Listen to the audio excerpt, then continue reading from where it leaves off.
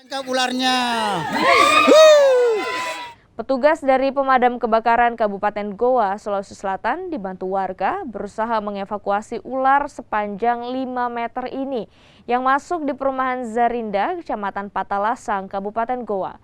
Setelah berhasil dievakuasi, ular ini akan diserahkan ke Balai Besar Konservasi Sumber Daya Alam.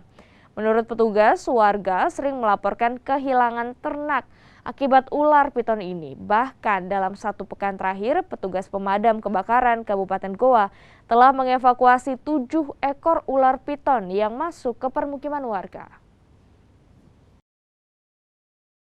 Ular tadi kurang lebih 5 meter. 5 meter. Ya. Jadi ada laporan dari warga atas nama Sultan, Ya. sekitar pukul 14 tadi. Kemudian melaporkan ada ular piton di sekitar kompleks perumahan Bumi Sarinda. Ya. Bumi Sarinda, jadi dari Dinas Damkar dan Penyelamatan menurunkan 1 regu untuk melakukan evakuasi.